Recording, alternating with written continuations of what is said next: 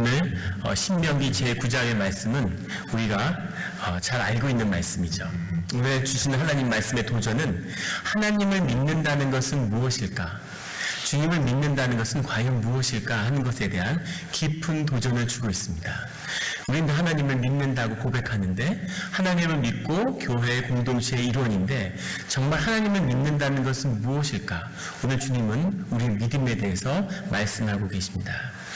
오늘 본절 13절이 시작하기 전에 12절에 가면 주님이 모세께 내가 애굽에서 인도하여 낸 내 백성이라는 표현이 나옵니다. 그리고 13절에 여호와께서 또 내게 말씀하여 이르시되 내가 이 백성을 보았노라. 이 백성을 주님은 12절에 내가 인도하여 낸 내 백성, 네 백성이라는 거죠. 그래서 굉장히 충격적인 표현이 나오는 겁니다. 하나님의 백성이고 하나님의 자녀들이라고 생각했는데 오늘 모세를 부른 하나님이 모세에게 이 백성은 너의 백성이다 라고 말씀하시는 거죠.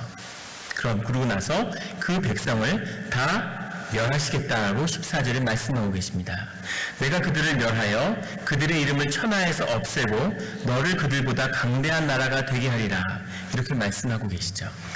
아주 우리 인류의 역사에서 아주 일대의 중요한 사건의 순간입니다.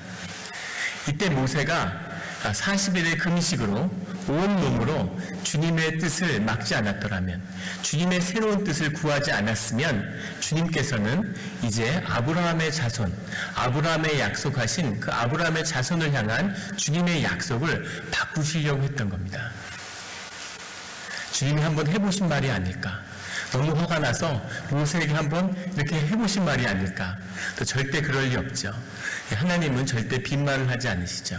신실하신 하나님이기 때문에 하나님이 말씀하시면 그 뜻대로 이루는 것입니다. 주님이 이미 선포하신 말씀이 이렇게 바뀐 것도 아주 드문 예죠. 아브라함과의 언약이 이제 모세와의 언약으로, 아브라함의 자손이 모세의 자손이 될 수 있는 이런 아주 중요한 순간이었는데 이것을 모세가 다시 바꾼 거죠. 아브라함의 유산으로. 이 비슷한 모습을 우리는 로마서에서 바울의 기도를 통해 또 볼 수 있습니다. 바울도 주님께 나아가서 유대인 형제들의 구원을 간구하죠. 주님의 잔이 유대인들에게서 이방인으로 옮겨지지 않도록 유대인들도 그 주님의 구원에 참여하는 자가 되게 하라고 기도합니다. 이 믿음의 중요한 순간, 믿음의 사람들이 세워졌을 때 주님의 근본적인 우리를 향한 시험이 새롭게 바뀌는 그런 역사들을 우리가 경험하게 됩니다.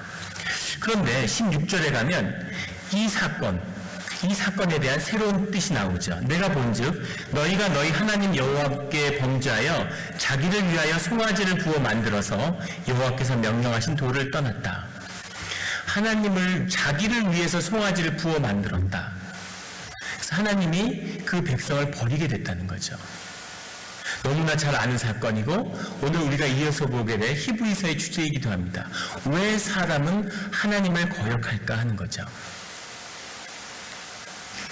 이 히브리서의 내용에서 지적하는 이 송아지의 사건, 왜 사람들은 송아지를 부어 만들었을까? 놀랍게도 모세가 하나님께 말씀을 받기 위해 들어간 상태고 그 광야에서 하나님이 수많은 은혜를 베풀었고 하나님의 기적을 통해서 예굽의 노예된 생활에서 벗어난 이 백성이 모세가 떠난 그 순간에 가장 먼저 한 일은 송아지를 만드는, 금송아지를 만드는 일이었다는 겁니다.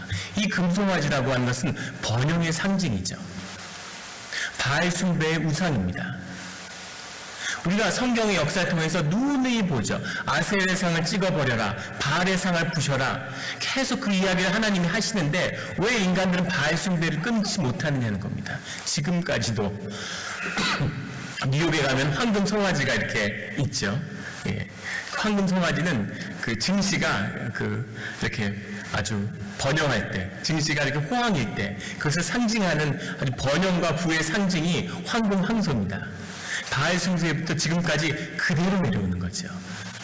늘 소는 번영을, 다산과 우리에게 많은 것을 주는 그런 번영의 상징입니다. 그런데 왜 사람들은 틈만 나면 황금 송아지를 만들었던 것일까요?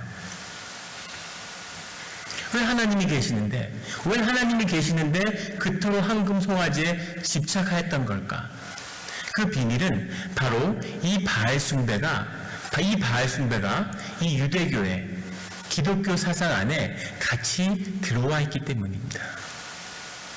바알 숭배는 이교의 숭배나 이단의 종교가 아니라 그 당시에 여호와를 숭배하는 가운데 여호와를 오직 번영과 숭배와 우리에게 축복하는 그런 존재로만 분리해낸 그 신을 바알 숭배로 모시는 거죠. 민간에 사람들이 정말 원하는 하나님, 사람들이 진정 바라는 하나님, 그 하나님을 인간들이 숭배하고자 하는 겁니다. 복 주시는 하나님, 늘 축복하시고 성전에만 있고 우리의 삶은 간섭하지 않고 우리가 무언가를 갖다 바치면 그것에 대해서 더 많이 베풀어 주시는 그런 하나님을 사람들은 갖기를 원하는 거죠. 우리에게 윤리를 요구하고 우리를 징계하고 우리 삶에 고난을 주고 우리 삶의 고난을 통해 연단을 한다고 하시고 우리 삶 가운데 개입하시는 그런 하나님을 원치 않는 오직 번영의 하나님, 내가 내 뜻대로 행하는 일 가운데 이루어지지 않는 일만을 더 이루어 주시는 그런 하나님을 믿고자 하는 그런 마음이 우리의 하나님 숭배 안에 들어있다는 것이죠. 19절에 가면 여호와께서 심히 분노하사 너희를 멸하라 하셨으므로, 주님이 얼마나 화가 나셨냐면 주님의 자녀들을 주님이 그 오랜 시간 기다려서 주님이 홍해를 가르는 기적을 통해서 광야로 불러낸 주님의 자녀들을 멸하려 하셨다는 거예요. 그것을 모세가 기도로 막았다는 거죠. 주님이 얼마나 실망하셨으면 자녀를 멸하려고 하셨을까요? 이것이 빈말이 아니면 우리 노아의 이야기에서 그 사실을 볼 수 있죠. 멸하려고 하는 것뿐만 아니라 멸하실 수도 있다는 겁니다. 그리고 멸하기도 하셨고 우리는 그런 주님을 발견하게 됩니다. 오늘 말씀인 히브리서 가운데로 나오면 히브리서 12절에는 이렇게 말씀이 시작됩니다. 형제들아, 너희는 삼가 혹 너희 중에 누가 믿지 아니하는 악한 마음을 품고 주님을 믿지 않는 악한 마음을 품고 살아계신 하나님께서 떨어질까 조심할 것이요. 형제들아, 지금 예루살렘 교회 안에 있는 형제들에게 증거하는 말입니다. 이방인들 향한 마음이 아니에요. 그런데 너희 중에 누가 믿지 아니하는 악한 마음이 있다는 거죠. 그 마음으로 하나님께 떨어질까 조심하라. 하나님에게서 떨어질까 조심하라. 이렇게 말씀하고 있습니다. 떨어질까 조심하라는 얘기는 무슨 얘기일까요? 떨어질 수 있다는 얘기일까요? 없다는 얘기일까요? 주님이 우리를 은혜로 구속하시고 주님의 권능 아래 우리가 있는데 우리가 영원히 주님 안에 품에 있는 것을 그 누구도 빼앗을 수 없는데 왜 떨어질까 조심하라 이렇게 말씀했을까 하는 겁니다. 이 말씀의 말뜻 그대로 떨어질 수도 있다는 거죠.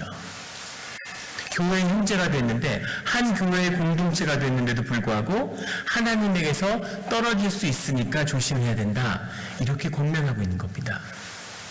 도대체 주님에게 구원받은 자가 어떻게 해서 주님에게서 떨어질 수 있을까요? 오늘 16절에 가면 듣고 경노하게 하시던 자가 누구냐? 모세를 따라 애굽에서 나온 모든 사람이 아니냐? 17절에 가면 범죄한 자들에게서가 아니냐? 18절에서 가면 순종하지 아니하던 자들에게서가 아니냐? 그리고 19절에 그들이 믿지 아니함으로 이렇게 나옵니다. 주님의 백성인데 주님의 인도하심 가운데 불기둥과 구름기둥을 보고 따라오는 그 사람들이 왜 주님을 믿지 않는 자라고 주님이 말씀하시느냐 이거죠. 이것이 오늘의 주제입니다. 13절에 가면 오직 오늘이라 일컫는 동안에 매일 피차 권면하여 오직 오늘이라 일컫는 동안 시편 95편에 나오는 표현이죠. 이것은 시간의 아주 긴박성을 이야기하는 겁니다. 아주 다급한 매일을 오늘같이 살라는 것이 기독교 영성의 핵심이죠. 오늘밖에 없는 것처럼 내일 세상이 멸망하는 것처럼 그렇게 오늘을 살라는 겁니다. 그런 아주 간절한 마음으로 오직 오늘이라 일컫는 동안에 매일 그 하루를 살고 또 하루를 살고 또 하루를 사는 그 매일 서로 권면하여 서로에게 서로의 신앙을 세워줘서 너희 중에 누구든지 죄의 유혹으로 완고하게 되지 않도록 하라 이렇게 성경은 증거하고 있습니다. 13절에도 완고하지 않게 하라 그리고 15절에도 너희 마음을 완고하게 하지 말라, 완악하게 하지 말라. 다 같은 말이죠. 마음이 완고해진다는 것은 마음이 아주 단단해진다는 말입니다. 주님 안에서 겸손해진다, 주님의 말씀을 듣는다, 주님과 하나가 된다는 이야기는 그 말은 무슨 말이냐면 마음이 아주 말랑말랑해진다는 뜻이에요.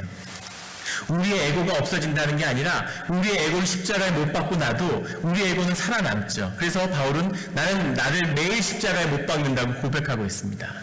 그런데 나의 에고를 매일 십자가에, 나 자신을 십자가에 못 박는 자들은 그 마음이 이렇게 유해지는 거예요. 연약해지는 겁니다. 그런데 그러지 않는 사람들, 에고가 경직된 사람들, 이런 사람들은 마음이 완고해지는 거죠. 마음이 딱딱해지는 겁니다. 이런 분들은 상처를 쉽게 받아요. 아무 일도 아닌 일에 나를 모욕해?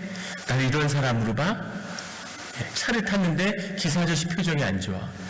나를 무시했어? 이런 식으로 끝없이 상처를 받게 되는 거죠. 모든 상처의 마음 가운데는 이 완고함이라는 것이 들어있습니다. 그런데 이 완고함의 더 깊은 속에는 악한 마음이 있다는 거죠. 주님은 우리 안에 악한 마음이 있는데 그 마음을 품고 그 마음을 품지 말라, 이렇게 말씀하시는 겁니다. 그리고 너희 중에 누구든지 죄의 유혹으로 완고하게 되지 않도록 해라. 너희 안에 악한 마음이 있고 그것을 품지 않도록. 우리 안에는 선한 마음도 있고 악한 마음도 있습니다. 우리 안에는 짐승도 있고 천사도 있죠. 그런데 우리가 무엇을 붙드느냐 하는 것이 우리의 삶을 인도하는 거죠. 우리가 주님과 1대1의 관계를 맺는 동안은 그 누구도 악한 마음을 품고 그곳으로 가지 않습니다. 그런데 사람들끼리 모이면 집단 악이라는 것이 발동하게 되죠. 다 악한 마음이 있는데 사람들이 때로 뭉치게 되면 그럼 윤리의식이 약화가 되면서 그 악한 마음의 연합이 일어나는 겁니다. 그 사람의 모임이 주님을 모시지 않으면, 주님을 영접하지 않으면, 성령의 인도하심을 받지 않으면 모든 사람의 모임은 다 악해져요. 이것이 집단 악의 문제죠. 미국 의회에서 월남전이 끝난 다음에 여러 해가 지나서 우연히 그 전쟁에 참가했던 사람들의 고백을 통해서 아주 중요한 사실을 알게 됐는데, 베트남에 있는 말라이라고 하는 한 마을에 미국의 군대가 들어갔습니다. 그런데 거기서 아주 끔찍한, 입에 담기 어려운 학살극이 벌어졌다는 사실을 알게 됐어요. 미국의 좋은 점은 그런 걸 덮지 않고 다 조사해서, 의회 조사국에서 그 보고서를 내고 왜 그런 일이 일어났는지에 대한 연구까지 다 했습니다. 놀라운 사실은 그 학살에 참가했던 사람들이 하나하나 다 면접을 했는데 그 중에 악한 사람이 아무도 없더라는 거죠. 그런데 왜 하나하나 다 자기 고향에서 착하고 좋은 아들이고 좋은 친구고 좋은 남편이고 아무 문제 없던 사람들이 때로 뭉쳐서 어린아이와 여인들과 노인들을 학살하는 그 학살극에 참가하게 됐던 것일까 하는 것이 그 중요성의 포커스가 되는 문제인 거죠. 많은 연구 끝에 내린 결론은 뭐였냐면 거기서 발견하게 된 것은 인간 안에 있는 집단 악의 문제라는 겁니다. 개개인은 두려움에 떨고 무서움에 떨는 연약한 사람들이었는데 사람들이 모이니까 무시무시한 악한 행동으로 나타나더라는 거죠. 인간의 모임 가운데, 인간의 연합 가운데는 늘 이런 악한 마음이 나타난다는 걸, 그것을 우리가 기억해야 하는 겁니다. 그래서 우리는 늘 천사를, 선한 것을, 선한 마음을, 성령의 역사를 붙들어야 하는 거죠. 또 완고하게 되지 않도록, 우리 마음이 아주 말랑말랑해지도록 그렇게 주님 가운데 주님을 따라가라는 거죠. 14절에 우리가 시작할 때 확신한 것을 끝까지 견고하게 잡고 있으면 그리스도와 함께 참여한 자가 될 것이다. 어떻게 하면 완악해지지 않을까? 어떻게 하면 완고해지지 않을까? 어떻게 하면 우리 마음의 연약한, 있는 그대로의 그 마음, 순수한 마음으로, 정결한 마음으로, 성결한 마음으로 붙들 수 있을까? 그 비밀은 뭐냐면 우리가 시작할 때, 우리의 신앙을 시작할 때 가지고 있었던 확신하는 것, 여기는 확신한 것이라고 번역했는데 그 본 내용은 본질, 정수, 에센스 이런 겁니다. 그 본질을, 가장 중요한 것을, 근본을 끝까지 놓지 말고 붙잡고 있으라는 거죠. 너희 신앙의 중심이 뭐냐? 너희 교회 생활의 중심이 뭐냐? 너희 신앙의 중심이 뭐냐? 그 가장 중심된 것을 끝까지 붙잡고 놓치지 마라. 그것이 너희 신앙의 비밀이다. 그것을 끝까지 붙잡고 있으면 그리스도와 합하여 참여한 자가 되리라. 이렇게 성경은 증거하고 있습니다. 그리스도와 함께 참여한 자가 되리라. 메토코이투 크리스토라는 아주 유명한 말이죠. 그리스도와 함께 참여한 자. 그리스도와 함께 참여했다는 게 무슨 뜻일까? 전통적인 해석 가운데는 주님과 함께 천국에 들어간다는 뜻이 아니냐. 마지막에 그 삶을 다 살고 난 다음에 그런 해석도 있고, 주님의 동료가 된다, 주님의 동역자가 된다는 뜻이다 하는 해석도 있습니다. 그런데 보다 더 와닿는 해석은 그리스도 안에서 함께 나누는 자가 된다는 뜻이죠. 그리스도의 것을, 주님이 주시는 것을, 그것을 나누는 자들, 그것이 신앙의 비밀이라는 겁니다. 예루살렘 교회에 하나님의 임재가 약해지는 거예요. 예루살렘 교회에서 하나님의 말씀을 붙잡는 일들이 약해지는 겁니다.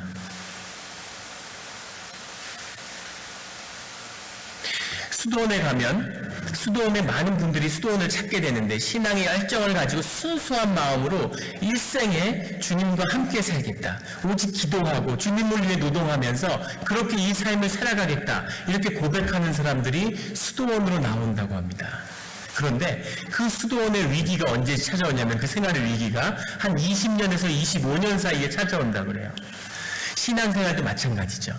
아주 뜨거운 마음으로 내가 하나님을 영접하고 하나님하고 이렇게 좋을 수가, 하나님을 만나서 이렇게 깊은 은혜가, 아마 이런 순간들이 다 있으실 겁니다. 설레는 마음으로 하나님께 기도하러 나가고, 새벽 기도를 하는데 가슴이 막 설레고, 이런 순간들이 있으실 거예요. 저도 처음에 예수님을 믿고 얼마나 그 감격과 감사가 컸는지, 뉴욕에서 교회를 다니는데 눈이 내리는데, 눈폭풍이어서 눈이 내리는데 새벽에 일어나서 2시간 동안 눈을 쓸고 1시간 차를 몰고 새벽 기도를 간 적이 있습니다. 그런데 세월이 지나서 한국에서 교회에서 풀타임 목회자 사역을 하는데, 교회 사택이 교회 바로 앞에 있어요. 그 아파트가 길 하나 건너면 바로 교회입니다. 근데 그게 정말 그 길을 건너는 게 새벽에 요단강을 건너는 것처럼 고통스러울 때가 있는 거죠. 이걸 왜 매일 건너야 될까? 이런. 하나님은 어디나 계신데. 그 처음에 붙잡았던 그것이 자꾸 약화되는 거죠. 믿음이 뭘까? 신앙이 뭘까?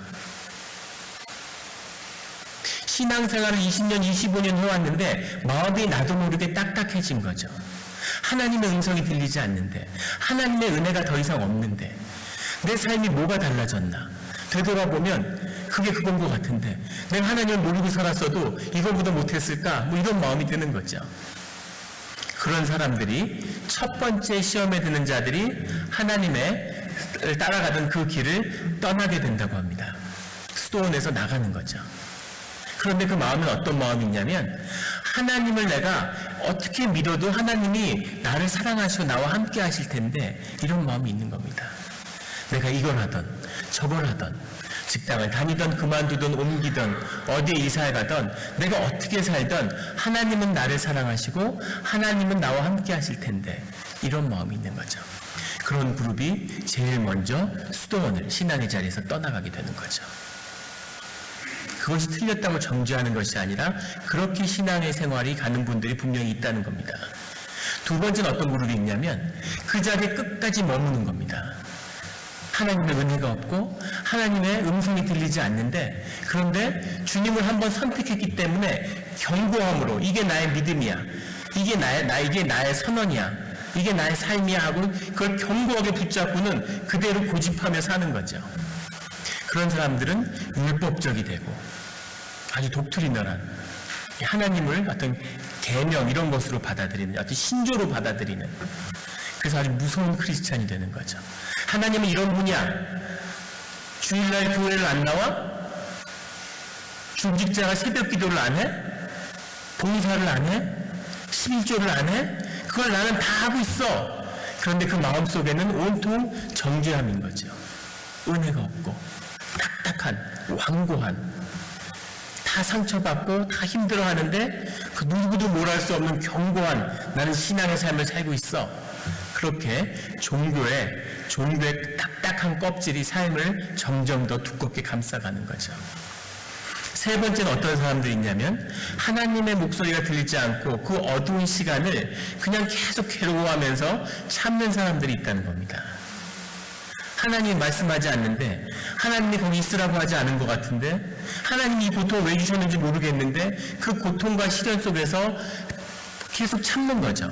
인내하면서 주님을 기다리면서 계속 힘들어하는 사람은 그 고통의 끝에서 다시 한번 하나님을 만나게 된다는 겁니다. 이것이 주님을 만나는, 우리의 삶이 새로워지는, 주님의 은혜를 체험하는 깊은 은혜죠. 오늘 끝에 그들이 믿지 아니함으로, 주님을 다 믿는다고 하죠. 주님이 있는 걸 누가 모릅니까? 주님의 은혜를 왜 경험한 적이 없겠어요?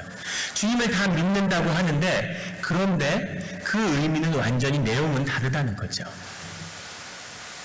너희 모든 사람이, 범죄한 자들이, 순종하지 않는 자들이, 우리가 여기서 기억해야 할 것은 주님의 구원과 주님의 은혜가 값없이 주어졌다고 해서 그것이 누구에게나 그냥 주어지는 것은 아니라는 겁니다.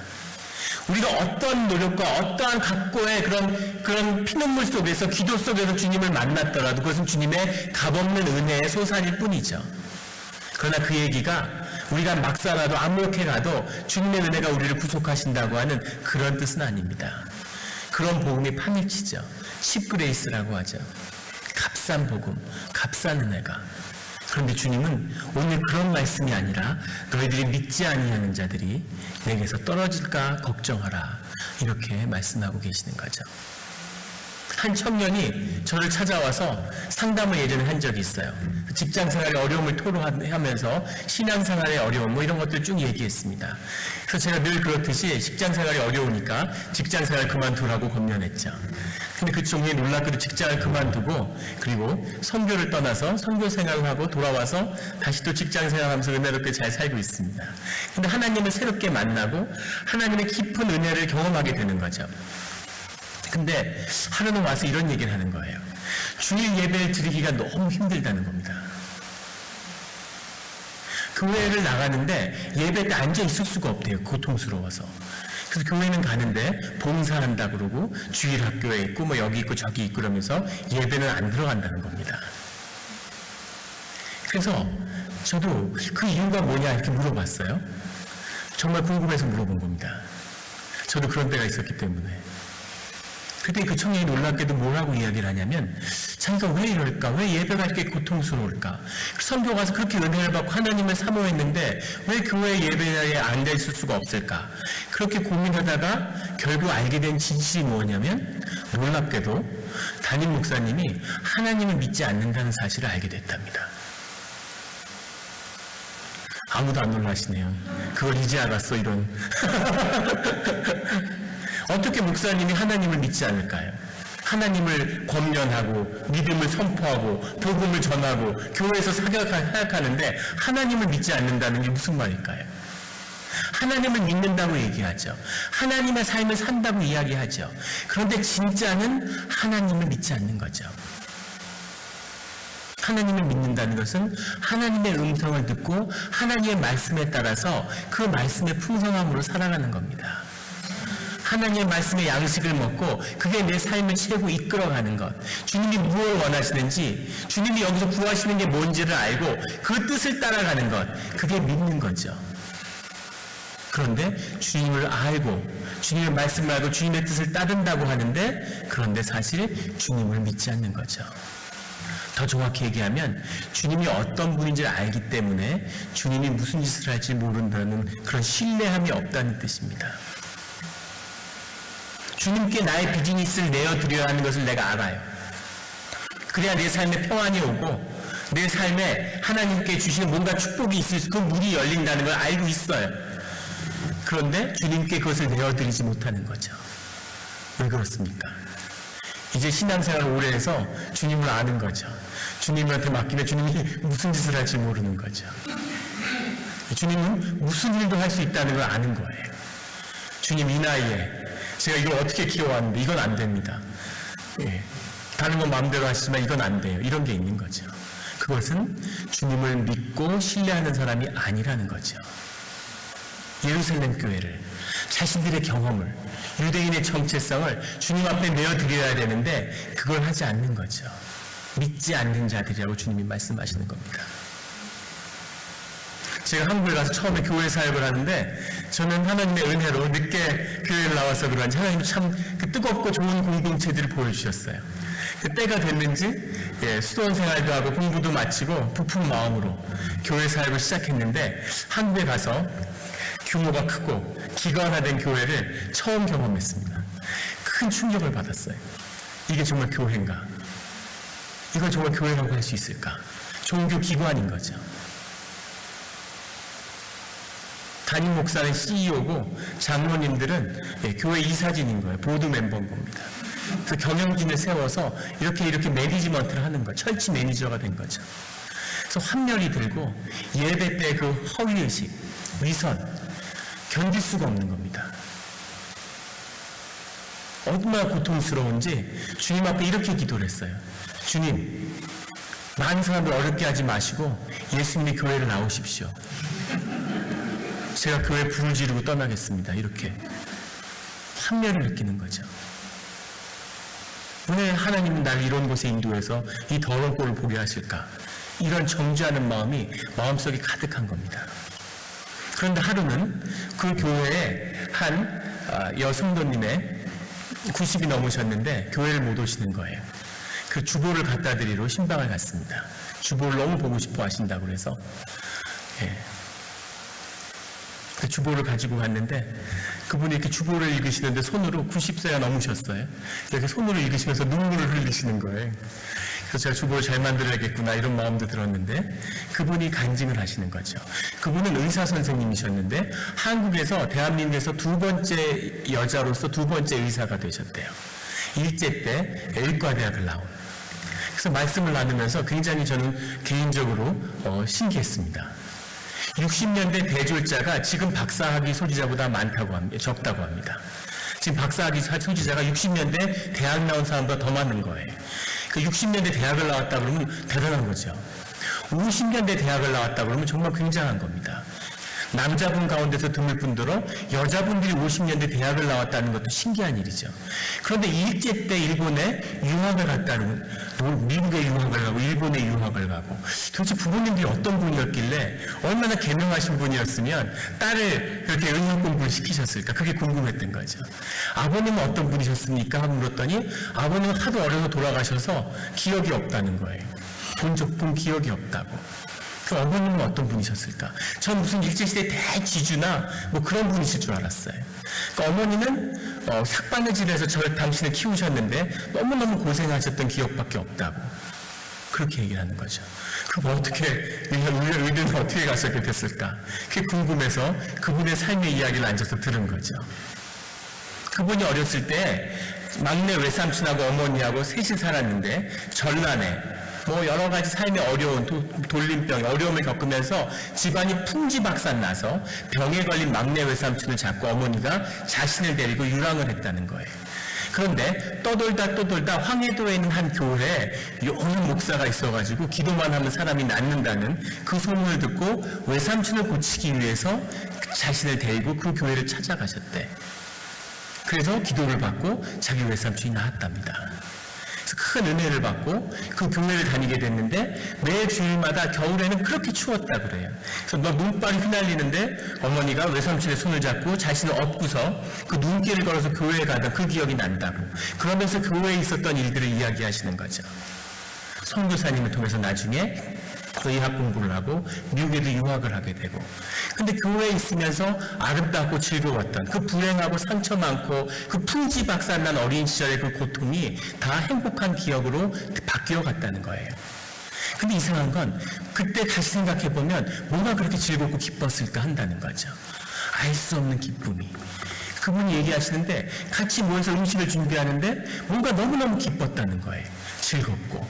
누군가 한 분이 갑자기 웃기 시작하는데 다 웃겼지만 참고 있었는데 한 분이 웃으니까 다 웃기 시작했대. 이유는 알 수 없는데 하루 종일 깔깔거리고 웃으면서 그렇게 즐거웠던 그런 기억이 난다고. 삶 가운데 그 선한 것이 성령을 통해 연합하는 거죠. 하나님의 알 수 없는 기쁨이 사로잡는 거죠. 그래서 그 즐거웠던, 정말 사는 게 기쁨이고 삶이 피어나고 자라나는 거죠. 그래서 고난과 상처 안에 자란 한 소녀가 세상을 이기는, 많은 사람들의 고통을 감당하는 주님의 자랑으로 자라나는 이야기를 들은 겁니다. 근데 그분이 그 얘기를 하시는 거예요. 여성으로서 또 장로님이셨어요. 은퇴 장로님이셨는데 그런 말씀을 하세요. 그때 하나님이 교회에 함께 하시는 것, 하나님이 교회에서 역사하시는 걸 경험했다는 거죠. 교회에 하나님이 계셨기 때문에 너무너무 기쁘고 감사했다는 거예요. 그런데 하나님이 어느 순간부터 사라지고 소멸되었다고, 더 이상 하나님의 임재를, 주님의 말씀을 교회 안에서 경험할 수 없었다고 얘기하시는 거예요. 그래서 교회를 다니는 게 무척 힘들었다고 얘기하시더라고요. 그러면서 뭐라고 말씀하시냐면, 교회 다니는 게 너무 힘들었지만 주님이 다시 오시겠지, 이렇게 기다리셨으면 언젠가 다시 와서 교회를 회복시키시겠지 하고 참고 기다리셨다는 거예요. 제가 깜짝 놀랐습니다. 저는 저만 기다리는 줄 알았어요. 교회 장로님, 집사님 이런 분들은 하나님을 모르는 줄 알았어요. 그런데 하나님을 깊이 체험한 그 기억을 마음속에 갖고 계시는 거죠. 참 어렵고 고통스러웠지만 참고 기다렸는데, 그런데 이제 주님을 못 보고 그냥 천국으로 가는 것 같다고, 천국에 가서 주님을 만나겠죠, 이렇게 얘기하시는 거예요. 그러면서 저보고 꼭 교회에서 하나님을 다시 만났으면, 하나님을 교회에서 만나는 걸 꼭 봤으면 좋겠다, 이렇게 말씀을 하시는데 제가 눈물이 아주 폭풍처럼 쏟아졌습니다. 하나님 말씀처럼 들리는 거죠. 제가 그 순간 하나님이 이걸 보여주시려고 한국 교회를 인도하셨구나 하는 마음이 들었어요. 한국 교회가 정말 세상에서 온갖 욕을 먹고 조롱과 비웃음거리가 되고, 정말 교회에 시내산에 오늘 신명기 말씀처럼 시내산에 불이 오르는 것이 아니라, 호렙산에 불이 아니라 그 교회에 불이 나서 불타면 세상에 그거보다 큰 은혜가 없을 것 같은데, 그런 교회, 그 추악하고 타락한 교회 깊은 곳에 주님이 만났던, 주님이 구했던 그 깨진 심령을 가지고 주님을 기다리고 기도하는 주님의 자녀들이 있는 거죠. 주님은 그 만남을, 그 기억을, 그 고백을 주님은 결코 잊지 않으시는 겁니다. 주님은 그래서 언젠가 다시 오늘날 우리 가운데 하나님 나라가 임해서 교회 가운데 주님이 임하고 교회를 회복시키는 것을 꼭 이루겠다고 우리에게 약속하시고 말씀하시는 거죠. 주님은 인격이라고 우리가 고백합니다. 주님이 인격이라는 게 무슨 뜻일까요? 우리는 인격적인 대접을 받지 못해서 인격이라고 하는 것이 와닿지 않죠. 주님은 인격이세요. 제가 영국에 유학할 때 같이 공부하던 그런 그 미국 성공의 목사님이 있었는데 아주 친했습니다. 그 집 딸이 우리 큰애하고 같이 초등학교 같은 반을 다녔어요. 그런데 우리가 번갈아 가면서 아이를 픽업했는데 애들이 픽업하면 너무 좋아하죠. 알렉스라는 여학생이었는데, 여자였는데 우리 큰애하고 아주 친했습니다. 그런데 하루는 내가 하기로 한 날인데, 그 친구가 제이슨이라는 목사인데, 성공의 신부인데 그 학교를 찾아왔어요. 저는 그 순간 우리가 의사소통이 잘못됐나 이렇게 생각했습니다. 오늘 내가 픽업하는 날인데. 그래서 그 친구한테 물어봤어요. 오늘 내가 픽업하는 날 아니냐, 맞대는 거예요. 근데 왜 왔냐 그러니까 아침에 깜빡하고 패스터 조가 널 픽업해도 괜찮겠냐고 딸한테 물어보지 않았다는 거예요. 그래서 딸한테 그걸 물어보기 위해서 왔다는 거죠. 그래서 딸한테 그걸 물어보니까 딸이 너무 좋아하죠. 뭐 같이 모여서 끝나고 노니까. 그래서 좋다 그러니까 그럼 잘 됐다 그러고 가더라고요, 다시. 그래서 제가 이게 인격이구나. 저 친구가 이게 인격이 있구나 하는 거야. 난 인격이 없구나. 예. 뭐가 인격인지 그런 대접을 받아봤어야지. 예. 부모가 알아서 다 좋게 잘 결정해 주는데 네가 뭘 안다고. 아이의 인격인 거죠. 그 아이를 보면서 알렉스 쟤는 평생에 누구에게도 허튼 대접을 받지 않겠구나. 정말 좋은 남자를 만나겠구나. 인격적으로 관계를 맺는 걸 아는데, 주님은 온전한 인격이시죠. 우리가 원치 않는, 우리가 원하지 않는 그런 삶에 개입을 하지 않으세요. 주님은 영혼 속에서 우리 유한한 삶을 향해 기다리시죠.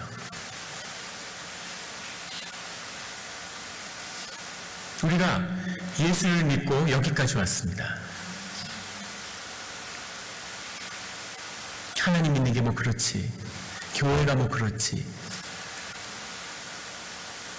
뭐 특별한 거 있어 사는 게 정말 그럴까요?